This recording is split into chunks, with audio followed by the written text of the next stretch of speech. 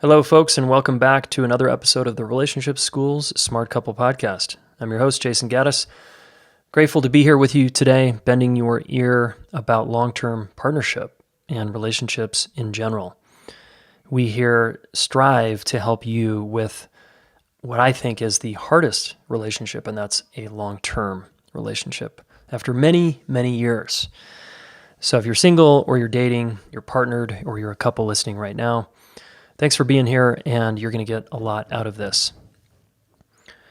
We are in the midst of our Relationship School Early Bird deal, so if you want to join us for 9 months, finally getting this part of your life dialed, come hang and play with us. It's completely transformative, all right? relationshipschool.net/DPIR if you want to hang. In this episode, I have Peter Pearson, PhD. He's the husband of Ellyn Bader. Not my wife, Ellyn Bader, of course. That'd be weird. But the husband of wife, Ellyn Bader, who was on episode 194 when we talked about 3 ways for couples to make tough decisions together. Okay, she was awesome. He's awesome. I met this guy at the Interpersonal Neurobiology Conference, and man, he's been in the trenches with clients for years. He's a therapist. He's funny. He's got very practical advice. He mostly works as a relationship coach now with entrepreneurs. So he founded the Couples Institute in 1984, and he's been training couples therapists ever since. He's been on lots of radio and TV programs from the Today Show, Good Morning America, Oprah Magazine, blah, blah, blah. Okay. He co-wrote a book with Ellyn called Tell Me No Lies, and it's helped a lot of couples. In this episode, what's so cool about Pete is, again, it's practical, street level. He gives us a great tip to deal with triggers in the moment. And it has to do with putting your hands together. All right, there's your little teaser. Your hands together and squeezing them hard. So I'll let you fill in the blanks with your imagination between now and when you listen to that part. So we talk about entrepreneurs and why relationships are hard for them. We talk about what it's like to be in a relationship with an entrepreneur. And we also just get practical on what do we do when we're upset and triggered in the moment. How do we come back and repair the rupture? So this is a really good one, and I had a lot of fun here. We had some good laughs. And we actually work with a personal example of mine when I'm triggered with my wife. So hopefully you'll get something out of that. And let's do it. Enjoy this episode. Okay, welcome to the show, Pete Pearson. Jayson, it's really, really good to be here. Thank you for asking me to be here. It's going to be a great interview, man. Yeah, I'm psyched to connect with you because you're, number one, so fun, and number two, you got a lot of tools in your tool belt. Oh, man, I tell you what, being in the profession, I used to be a psychologist for 35 years, and I have learned an extraordinary number of skills, created skills, to help people break through limiting beliefs and overcoming their self-sabotages. And most important, which is why we are meeting today, Jayson, is to help couples become a better team if you are in a relationship and want to create a stronger team. Yeah, awesome. I'm psyched to dig into that. You just kicked off a question I wasn't anticipating asking, which is, do you think psychology is like a super secret skill to know in life? Actually, no. Okay. And it's a great question. Why not? It is not a super secret skill, man. But I do a lot of work on how to take complex information, how the brain works, and then break it down to simple steps so we can actually use our brain to change our mind and create a stronger team.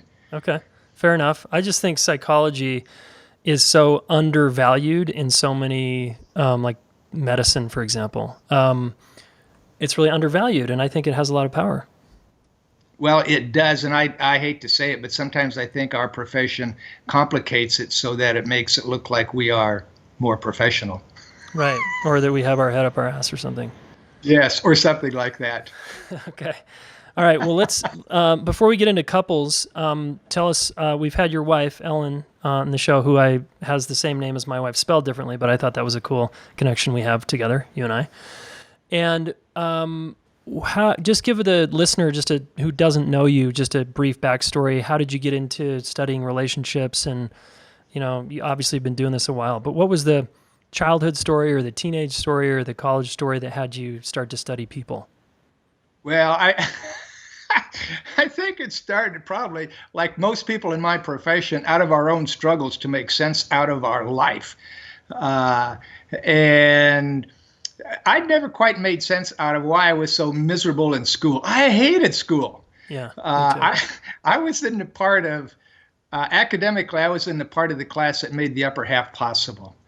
And I struggled with school. And I thought, I'm not totally stupid, but why am I struggling so much? I can't make sense out of this. Well, it turned out that most academic endeavors are left brain endeavors, logic, reasoning, analytical, etc.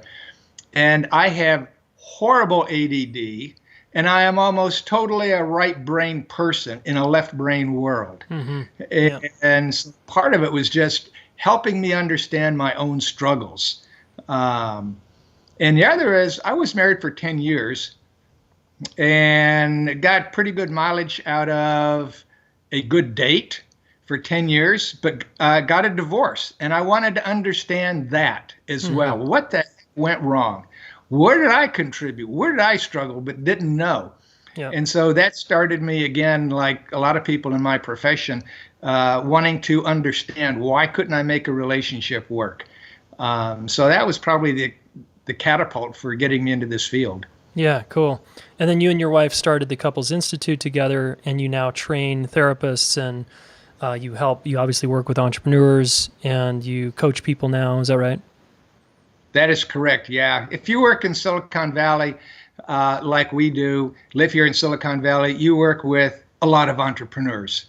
Yeah, we have problems. And you work with, now here's what's interesting, Jayson. Here's what's interesting. We work with a lot of highly successful people. And every one of those people that we work with, who are the top executives in the top companies in Silicon Valley, they all believe in the concept of teamwork. And they all know that nothing great is accomplished alone. And yet they do not apply this in their own marriage on the home front. Yeah, and we found that interesting. I know. I'm with you. What the hell's going on there? Why are entrepreneurs so... I feel like they would say, well, I'm just really busy. But what's really going on here? Well, actually, entrepreneurs have kind of a profile that makes it difficult to be a good team player on the home front. Most entrepreneurs would rather work 60 hours a week for themselves and 40 hours a week for somebody else for the same pay because they hate to be bossed. They hate to be told what to do. Yeah. They like the challenge and novelty of new situations, of setting goals, achieving goals. When they hit problems, they really see it as not, oh, dang, here's another problem. They say, oh, this needs to be dealt with. How can I do it? They're terrifically focused on overcoming problems. They are independent as all get out. They're self-starters. Big time. And all those traits that make them really good at being an entrepreneur, solve problems, makes them hard to live with on the home front. Yep. But what I like about them, I guess one of their strengths they got going for them, if they can apply it, is they're willing to like learn about themselves to be successful in business. So if they can just apply that to their relationship, it could be pretty good, yeah? Oh, listen, there's a learning set. Entrepreneurs, if nothing else, have a natural ability to want to learn because they are encountering new problems all the time. And they will learn whatever it takes to try to solve that problem. Extremely curious, take a lot of initiation. And when that trait gets applied on the home front, whoa. Yeah, look out. However, it is not easy. Yeah. Here's the other thing I discovered. In my practice, I've worked with, 6 or 8 Army Rangers or Navy SEALs. And these are the epitome of guys who want to be part of a team and not let their teammates down. Mm-hmm. And their philosophy is, I will never leave a fallen comrade. Right. They are so dependable. Yet when they came into my practice, their wives had, I found it really interesting, pretty much the same complaint, which is, I can't depend on my partner. I said, you're kidding me. You're kidding me. Yeah. They say, yeah. I'll say, Charlie, did you remember to bring home the milk? Oh, I forgot. Well, did you pick up the medicine in the dry? Oh, I forgot, And what is wrong with him? He would never do that with his teammates, especially on a mission. Yeah. And yet on the home front, every single one of them said, I never really thought of my spouse as a key team player with me to create, build, and dream together and accomplish goals together. I never really thought about it like that. Huh. Is it just a new frame for them, or is there actually a block in there that they are unconsciously like? Well, it's a good question. First of all, it never really occurred to them because they're so heavily immersed in the team aspect of their profession. Mm-hmm. So it just didn't really occur to them. They kind of divided up roles. She does this and I do that, but it never really got to the place of we are in an interdependent team. Think about this, Jayson. I want to remember what it is, but a marriage is the most non-hierarchical, interdependent relationship we will ever be in. There's no hierarchy in marriage. Every other relationship we're in that's interdependent or that's dependent has a hierarchy. When you're a kid, you're told when to go to school, what to study, you stand in line at recess, what to study in college, you get out, you get a job, you got a boss, your boss has a boss, their boss has a boss, all the way up the ladder to the CEO who has a boss of a board of directors and ultimately the consumer. So everybody has a boss, but in a marriage, it's different. Mm-hmm. Either person can bring the whole process to a grinding halt by either being passive or oppositional. Yep. That's it. Wow. And I think about couples as a team, and here's my definition. It's two highly interdependent people who have mutually agreed upon goals, and they hold themselves individually accountable to reach those goals. So, and they don't give it a lot of conscious thought. Yeah. But think about this, Jayson. Here are some of the areas of interdependency that every couple has, especially if there's a family. Okay. They have all the family dynamics: fun, fitness, finances, faith, food, friends, fidelity. I mean, there are a lot of F words in a good marriage, and they are all interdependent. Yeah. And every one requires cooperation, collaboration, and communication to make it work as a team. Absolutely. Yep. And so with entrepreneurs, what's out of all of those, where do they get stuck the most? They don't negotiate roles especially well because every one of those areas has a special role, and they are generally not negotiated very clearly with boundaries about who's really going to be in charge of what. So that's number one. And secondly, Jayson, they don't have a good decision-making or a formal decision-making process. And there are three ways that couples can make a decision. Now, if you want to know, I'll tell you what the three ways are. Ellyn covered those, so we got those. Okay. Which are awesome. Go back and listen to that episode with Ellyn. They're amazing. That would be great then to get those. Yep. And also negotiation. They don't have really good negotiation skills other than sometimes a hit and miss compromise. Well, I'll give you a little of that and you give me a little of this. And that's not a really good negotiation strategy. No. You end up with, both are kind of unhappy. What do you say to negotiation? How does a couple obviously they got to be a team, but how do you negotiate where it doesn't feel kind of like crumbs or something? Listen, I tell you what, I'll do even better than describe it, because really effective negotiation is a complex process. So I will give your listeners a 4-page document on how to negotiate. Killer. And it's really good because it describes what you can negotiate and what you cannot negotiate. And that's huge just right off the beginning. And it gives you a series of steps and how to prepare. Yes, prepare to negotiate to make it successful. Cool. That'd be great. Here's the key thing that they will get from this, which is you can't negotiate by trying to say the problem is. If you start by trying to define the problem to negotiate, you're screwed. Why? Because you can't say the problem is without blaming your partner or yourself.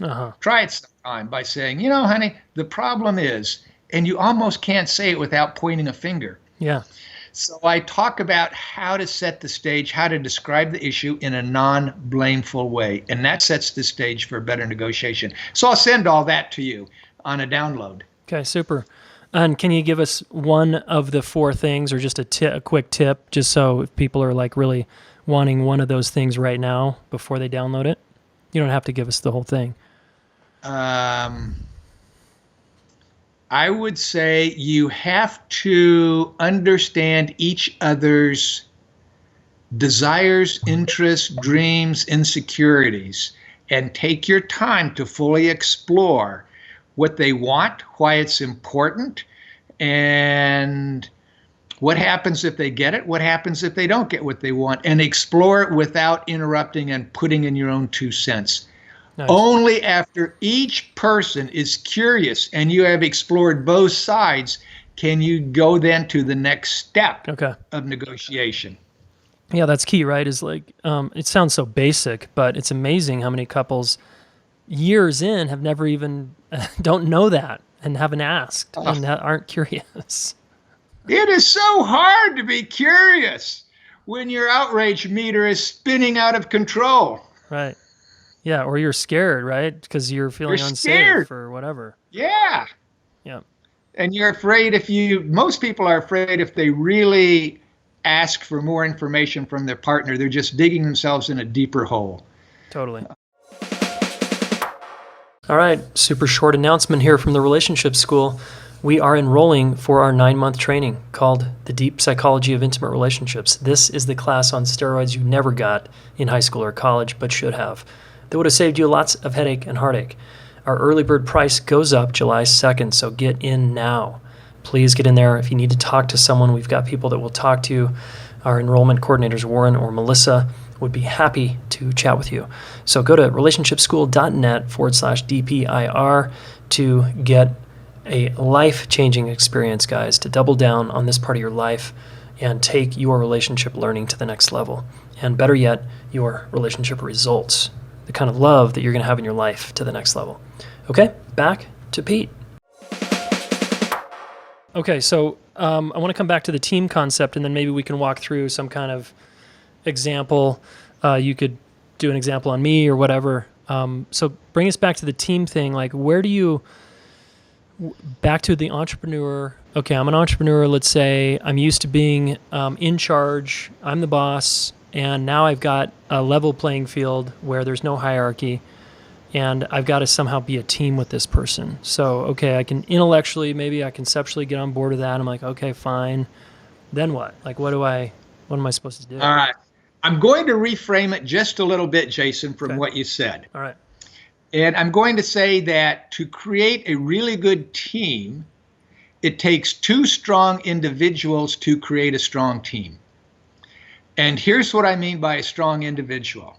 It means that we can control our reactions under stress, that we can control our emotions under stress. Yep.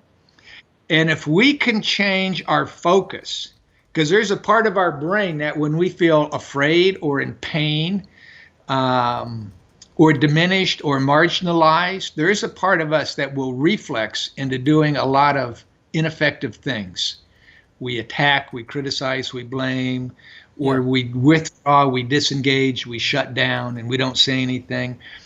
And that part of our brain goes on automatic. It's what's sometimes called the lizard brain.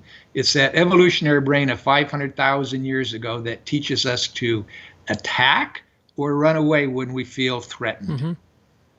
Yeah.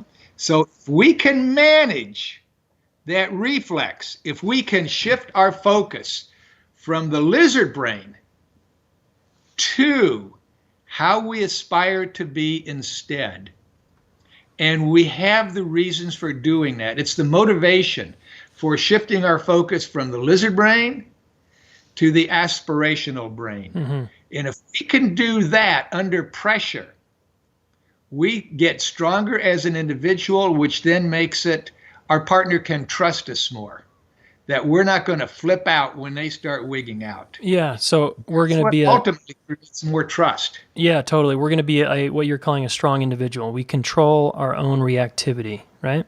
Yes. Bingo. Okay. And so what about the person, just real quick, skeptic over here that says, yeah, but that's just my nervous system firing. I can't control that. Well, it is your nervous system firing. And until today, you didn't have much control over it. But you're going to learn a skill that puts you in charge of your reflex, ineffective communication. Yeah, that's why we have our frontal cortex, right?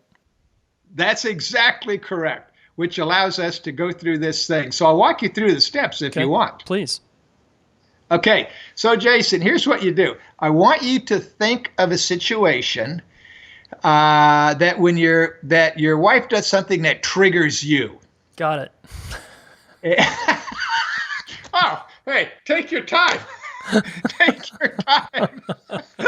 Really search those memory banks. I had a hard time coming up with Oh, what the heck? Take a card, any card. All right. Okay, I got it. So here's the key. She does X and you feel triggered. Is that right? Oh, yeah. Yeah. Now, here's what I'd like you to do. I would like you to actually, this is going to be great. This can be secret therapy. I don't even have to know what the challenge is that you're struggling with to help you through it. So that's pretty cool. So think of your reaction when you get triggered and think of the stress or the tension in your body. And let me know when you can think of it. Feel it in your body. And you really need to feel it so I know you're accessing that emotional brain.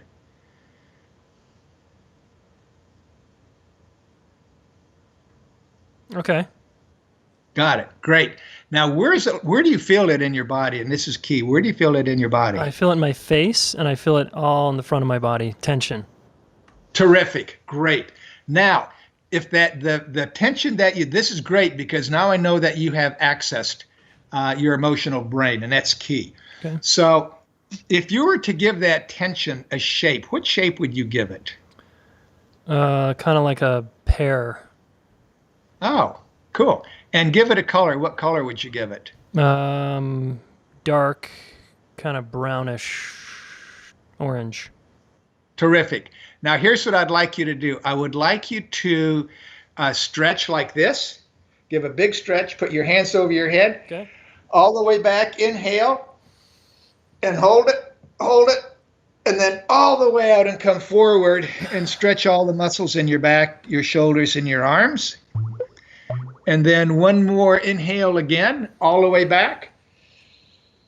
Inhale, hold it, and then all the way out and let all that tension just flow from your body. Now here we're going to do something interesting, Jayson. Okay. I would like you to blink slowly, just like this. Just blink your eyes slowly. Okay. Do a slow blink, and one more slow blink. And the reason for that is that when we blink slowly, it's a nonverbal signal to our emotional brain that we're past the danger, that the danger is over and we're now safe.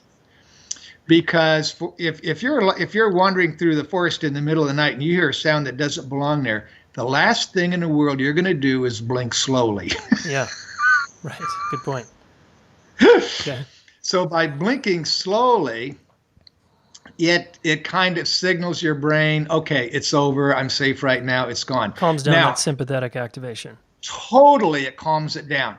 Now, I would like you to think about how you would aspire to be in that situation when Ellyn triggers you. Instead of responding the way your instinct is, how would you like to be instead? And you can say that out loud. How would you like to be instead? I'd love to be relaxed. Okay. And standing tall and moving toward her, even no matter what she's doing, but in a very calm, loving way to offer my presence to her. Okay, now, but I forgot to ask you this. When you first thought of it on a scale of 1 to 10, the level of tension was about a what? 6.5, maybe.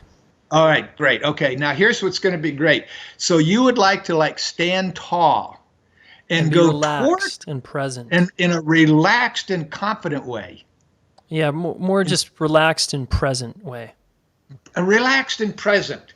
Terrific. Can you get a picture of yourself doing that? Yeah, I can see it. All right. Now here's the key, Jayson. It's the key for all change.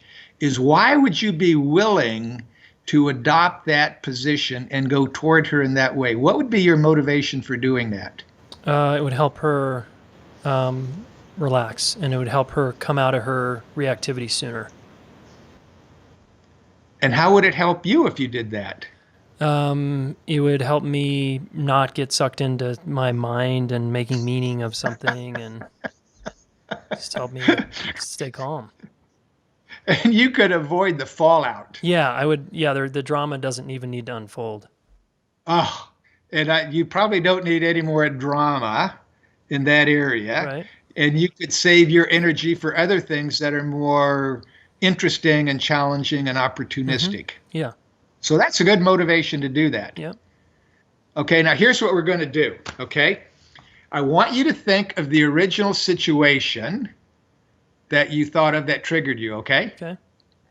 Think of that and either grab your thumb like this, Oh, okay. or you can take your hands like this, Okay.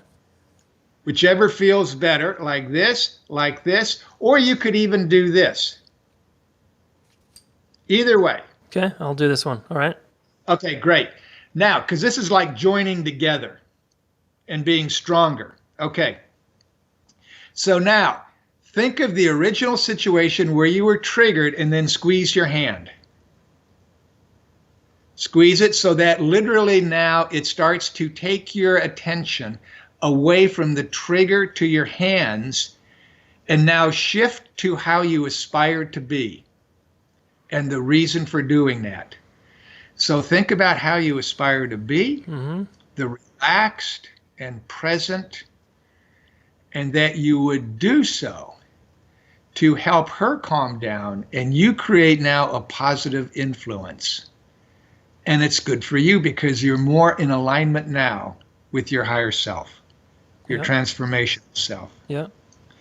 And it helps you, and you have spared both of you because you're now the solid part that she can rely on because you're relaxed. Yep.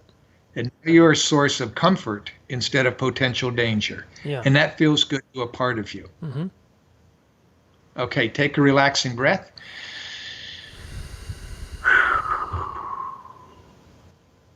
And when you begin to think of the original experience, what do you begin to feel?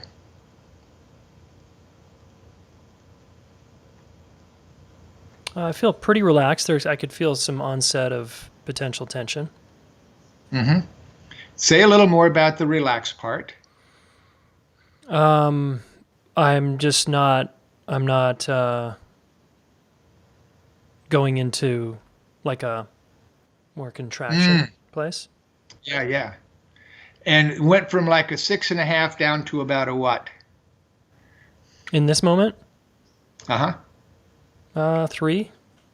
Okay. Now take the part that's still a 3 and let the part that's still a 3 emerge to the foreground. Like bring it front and center? Yeah, bring it front and center.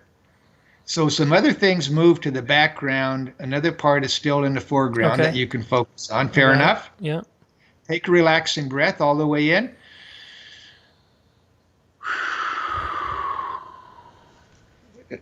And one more relaxing breath. And let your eyes blink slowly, just like that. And one more blink. And then take your hands and put them together like this. And shift to how you aspire to be. The relaxed part that's present and now in alignment. Relax my hands when I'm doing that? No, just in your mind, Oh, relax that picture. Keep your hands kind of and picture tense. Keep yourself my hands kind of relaxed, tense. present. And your hands are strongly gripped. Yep. Okay, got that. And Yeah. then now think of the relaxed position, right? Yeah, Got it. exactly. Exactly. Think of the relaxed place that's now in alignment with how you aspire to be and why you would do that. And it's the motivation for doing that that's so All right. important. Great. Take one more relaxed breath.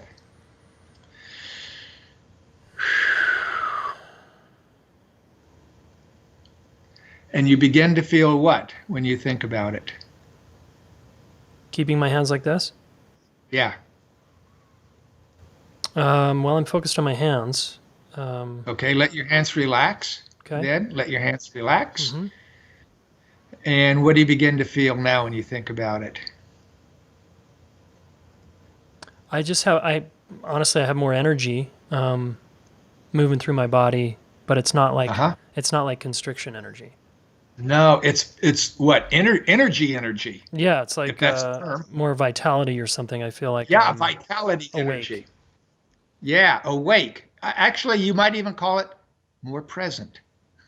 Hmm. Yeah, probably. For example. And when you're present, you have so many more options for how to respond to something Totally. because your mind is clearer. And it's being able to think more clearly under pressure when we get triggered to go from that trigger to think being more present, more energy, more there. hmm We have so many more options that are in Totally. alignment with how we aspire to be. Now that's pretty cool. That is I cool. didn't even have to know what the problem was, and in a handful of minutes. Yeah. So basically, it's pretty simple. It's withdrawing. She withdraws, and then I Uh-huh. have my habitual response if I'm Yeah. in my depending on the stress level I'm going through.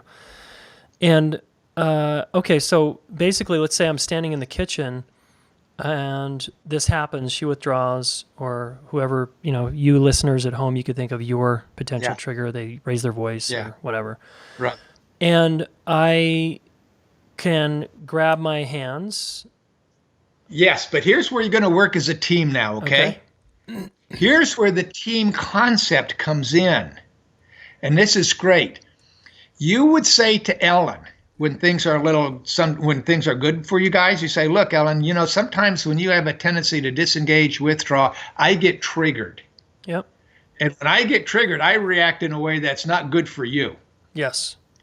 Yep. So we'd So set she that would say, context okay. ahead of time. She would say, great, thanks for telling me. You would say, sometimes when you withdraw, I'm going to just say, Ellyn, take a look at me. And when you take a look at me, I want you to see me do this. Ellyn, when you see me do this, that's going to be your cue that I, Jayson, am struggling to avoid my old response, and I'm trying to come up with a better one. Oh, wow. Ellyn, when you see that, here's what you say to me. Jayson, thanks for trying to rise above your old reaction. What can I do or say that would help you? Now you guys are working as a team because she can see that you are trying to rise above your conditioned response. Yeah, and I'm not. Some part of her doesn't need to perceive me as a threat.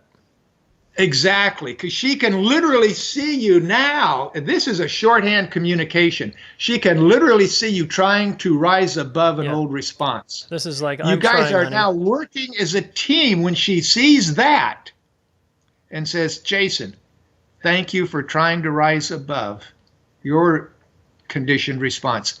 What can I do or say that would be helpful to you right now? Yeah, and then Now you guys are working together. yeah, and I can do my solo practice if let's say she wasn't available to say that to me. Yeah. I can be thinking of the constriction, holding this, Yeah. going back to in my mind, seeing myself responding in the way that I want to, blinking my eyes really slowly, right? Yes. So it Yes. seems like it's almost like a titration between the constriction and the resource or something, you could say. Thank you. That's a good way of putting it. It is a titration between the constriction, the tension, the defensiveness, and the more resourceful part of you that wants to rise above it. Yeah. And that's awesome. Does it matter what order? I just need to remember to do them all. Is the order matter or not? Not really. It's like the key is get in touch with the pain, okay? The tension, the constriction. Yeah, really feel Let yourself feel it, and then give it this, and think about how you aspire to be in that situation and why you would do it. The key is the motivation. Yeah, the why. I love the why because it's like connecting it with what you value, what you care about, so that there's motivation for you to actually stay with it. Exactly. Yeah, that's a cool step. That's exactly right.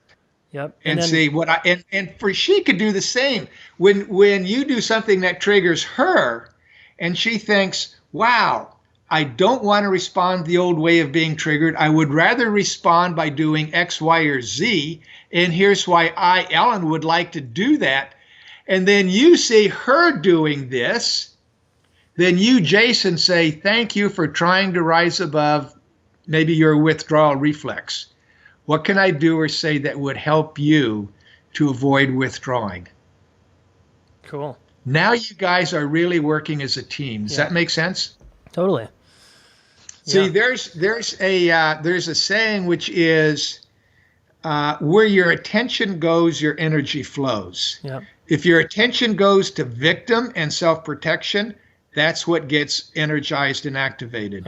Totally. If your attention goes to how you aspire to be and why you want to do it, then that's what gets energized. Yeah. Here's what's interesting, Jayson. It's a variation of what I learned when I was talking to a guy who was a 5-time NASCAR national champion. You know, the Daytona 500 kind of races. Sure. I said to him, when you're going 220 miles an hour, which is faster than any of us have ever driven, when you're going 220 miles an hour and your car starts to spin out of control, where do you look? He said, well, it's your instinct. If you're headed for a brick wall, it's your instinct to stare at the wall, slam on the brakes, grip the wheel, and start singing "Nearer, My God, to Thee." Yeah. You have to force yourself to look down the track for an opening. And as soon as you see that opening, your hands will automatically start turning in that direction. Wow. That's the same principle as looking to how you aspire to be. Yeah, it's powerful. Okay. And to do it under stress when your emotions are spinning. Yeah. Yeah, because that's when it's hardest. Oh, exactly. And you can and I like that you can practice when she's not around. Yeah. To strengthen that aspirational part. Yeah, totally. I like this. I want to try this next time. I'm looking forward to being triggered now. High five, man. Not really, but I do want to try this, so I'm psyched to try it. Thank you for the little download there. Nice. Can we come back to the entrepreneur? Please. Yeah. So when you teach this to couples, do they get it? And does it work? And is an entrepreneur any different or more dense than the average person? No, actually, most entrepreneurs like this because for a couple of reasons. One is we don't have to go into their childhood for years. Although sometimes I'll take them back to the early experiences that get triggered, and we can neutralize those triggers, which then makes this process even easier if we can neutralize some of the earlier triggers in their life. But they like it because it's a how-to. Yeah. And it's something they can do. Yep. Thank you. It's really practical. Yeah. And it's a tool they can use right away. Yeah, exactly. Nice. Okay. What else? We're going to slowly start winding down. This has been really, really valuable. What other, just, by way of speaking to the entrepreneur here, or the person that's dating or married to the entrepreneur, any other just quick advice you've got for that type of couple? Yeah. Here, Listen, when the newness of a relationship wears off, and sooner or later it does, when you're first together, you just can't get enough of each other. Yeah. And then over time, the novelty wears off. Well, entrepreneurs gravitate toward novelty and stimulation. So you have to find a way to keep connected with each other in your relationship and find ways. This is key. The foundation for building on and or turning around a relationship that's in distress is every day for 17 days in a row, every day, twice, if you can do twice. It's a big, tall order, but if you can't do twice, do at least once. Every day for 17 consecutive days, do or say something that expresses your appreciation to your partner. Something that communicates to them that you love, value, or appreciate what they do, and tell them why you like it. And that's the key, is to tell them why you like it. Yeah. We tend to lose sight over time and take the good stuff for granted and get irritated about the stuff we don't like. That over time starts to create a wedge. Reverse it. Start for 17. If you can't do it 17 days in a row, if you skip day 13, start over till you get 17 in a row, because it's going to take you at least that many to start making it more of a habit. Yeah. Okay. And 17 is more about a habit, not some arbitrary number. Yeah. Okay. And that's really good, especially entrepreneurs tend to, just myself, like we get so jammed up and overwhelmed and the list is a mile long and I tend to see what's wrong as opposed to what's right. And I start to, people start to feel criticized, right? Totally. Thank you for owning up to that, man. I only do it like once a year. No, I'm just kidding. It's an affliction. One guy said, look, I told you once I loved you. How many times do you have to hear it? Oh my God, that's so terrible. If I stop loving you, I'll let you know. Right. Yeah, that's the bummer. People take each other for granted. It's like, look, I love you. I don't need to say it. It's like, hold on. Exactly. Well, I say, yes, you do, Buster. And you need to find a lot of different ways to say it if you want to keep a marriage that's alive and vibrant. Yeah. Is it fake it till you make it if you're not meaning it, or do you have to really mean it? Well, I tell you what, if you're at a place in your marriage where you can't give some authentic, genuine appreciation of your spouse at all, then that's a fake it. But start digging deep then and start looking for some things. They're there. They're totally there. Start looking for things. There's always something to appreciate about a human being. Yes. Yeah. Yeah, I agree. Even something simple like this. I'll give you a quick example. Something simple like, honey, thank you for taking out the garbage without being asked.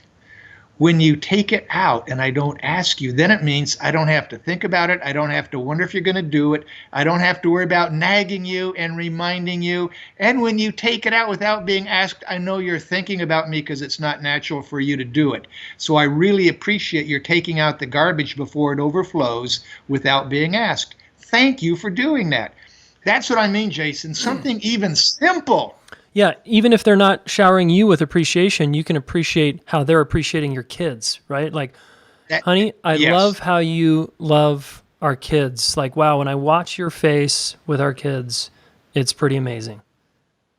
And the kids know that they are loved and appreciated and valued. And I really like your investment with the kids. Yeah. Exactly. Great. And, it's not just for your partner. It begins to change your mind, how you see your partner. It's not just for them. Some people say, I don't need you to tell me anything. I don't need appreciation or strokes. Well, no, your partner needs to do it so they get the mental set of, yes, I really do appreciate you, and here's why. Yeah, great. It works for both people. What about, last question on this front is just one tip for the person who's married to or dating a busy entrepreneur. Do you have that person who's like kind of feeling like, gosh, this person's not really available. Their business is the priority. I'm not the priority.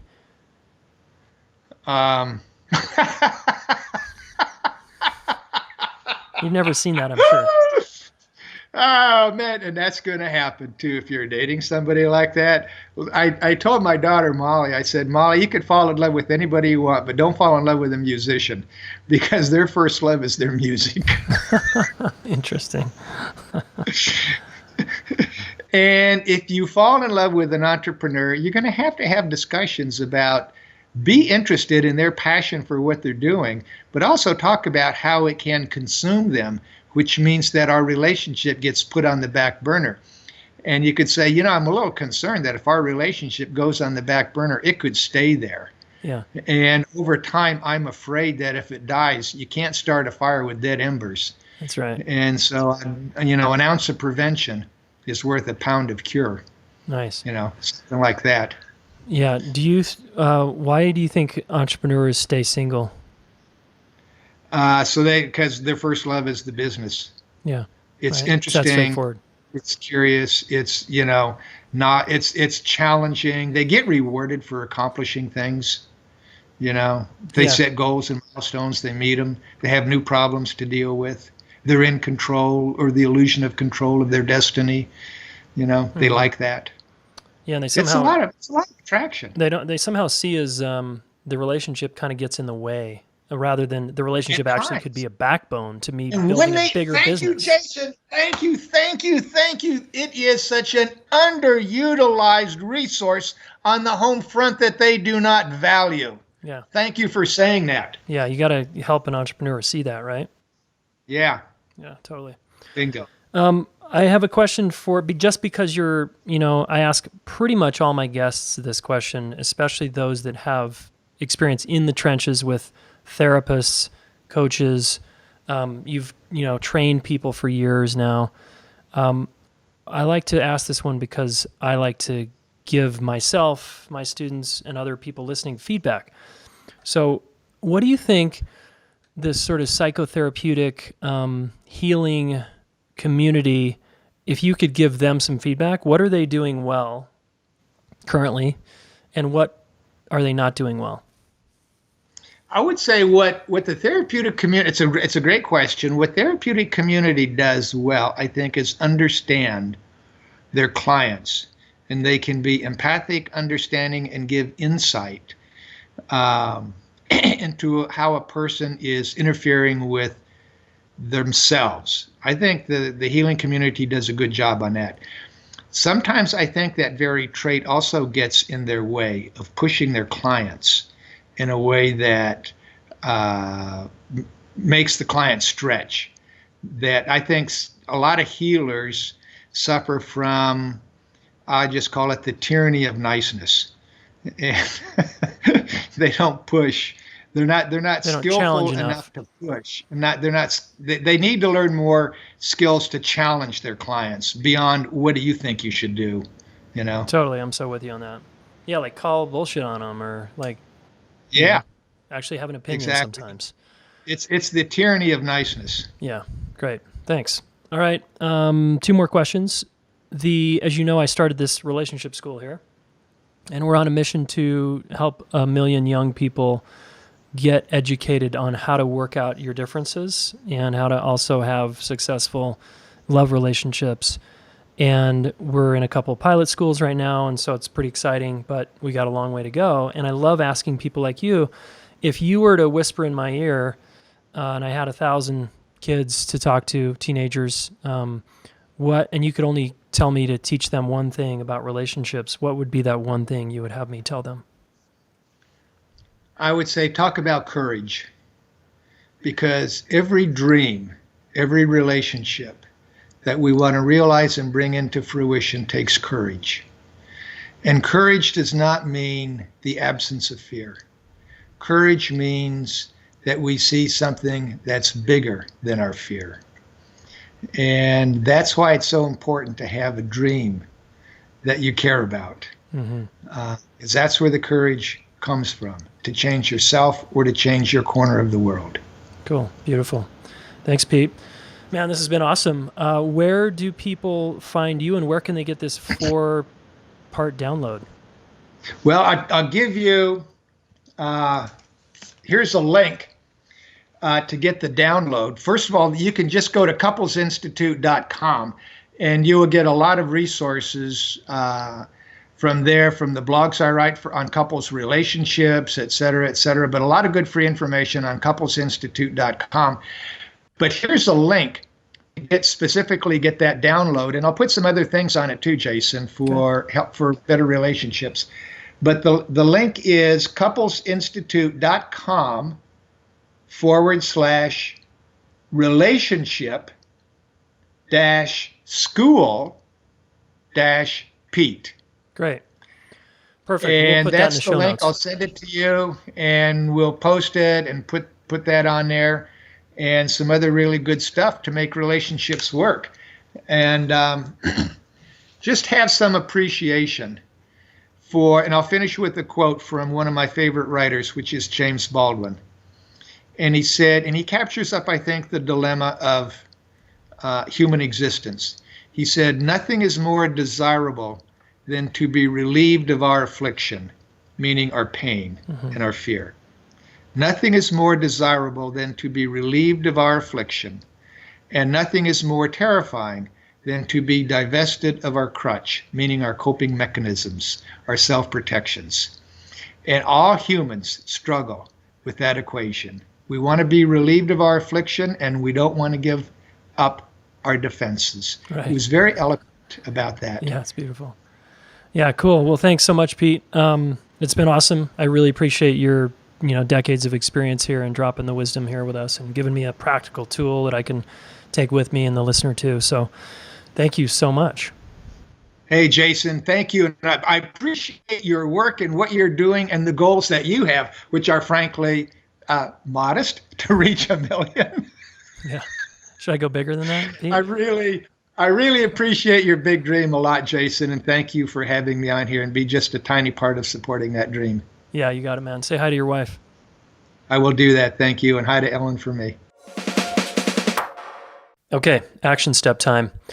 couplesinstitute.com/relationship-school-Pete. And that'll be in the show notes also.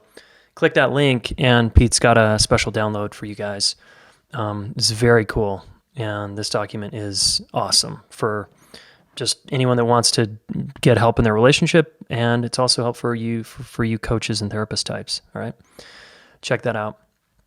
All right, action step I think is obvious, which is next time you're triggered, do the technique.